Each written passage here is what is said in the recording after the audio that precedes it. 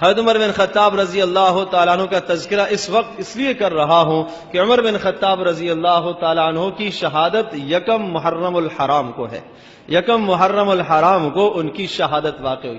27 ذی الحجہ کو ایک شخص مجوسی نے حضرت عمر بن خطاب رضی اللہ تعالیٰ عنہ فجر کی نماز پڑھا رہے تھے اور وہ محراب میں ظالم چھپا بیٹھا تھا.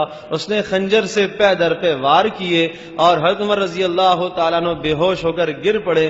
عبد الرحمن بن عوف رضی اللہ تعالیٰ عنہ آگے بڑھے, انہوں نے نماز مکمل کروائی. حضرت عمر بن خطاب رضی اللہ تعالیٰ عنہ کو گھر لایا گیا, ضروری وصیتیں کی, لیکن زخموں کی حالت ایسی ہو گئی تھی کہ زندگی بھی بجھ گئی اور اختتام کا وقت اللہ کی جانب سے بھی آ گیا. تو یکم محرم الحرام کو ان کی شہادت ہوئی ہے. 27 کو زخمی ہوئے اور یکم کو ان کی شہادت واقع ہوئی ہے. تو اسی مناسبت سے یہ سوچا کہ محرم کے مہینے کا آغاز ہے, نئے اسلامی سال کا آغاز ہے. محدثین اور مفسرین نے یہاں بڑا ایک عجیب نکتہ لکھا ہے کہ حضرت عمر بن خطاب رضی اللہ تعالیٰ عنہ ذی الحجہ کی آخر میں انہیں زخم لگے اور محرم کے آغاز میں پہلے دن میں ان کی شہادت ہوئی ہے.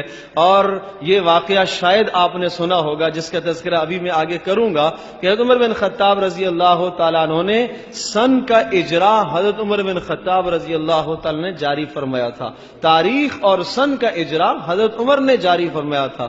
حضرت عمر نے جب یہ جاری نہیں فرمایا, جیسا کہ آپ کہتے ہیں یہ ہجری کہلاتی ہے, مثال کے طور پر آپ کہتے ہیں کہ جناب 1431 ہجری, 1432 ہجری, 1430 ہجری, یہ ہجری کا جو آغاز ہے یہ حضرت عمر بن خطاب رضی اللہ تعالیٰ عنہ نے اس کا اجرا کروایا تھا.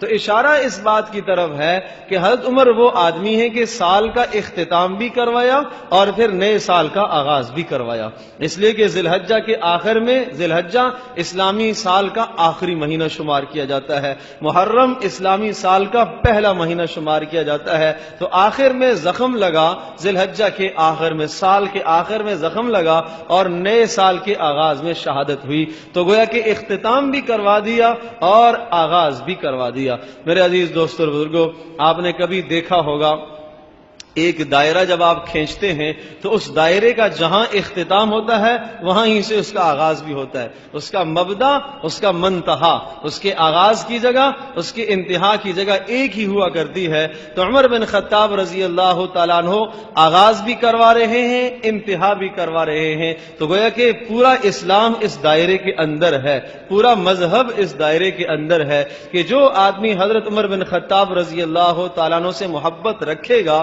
وہ حقیقی معنوں میں صاحب ایمان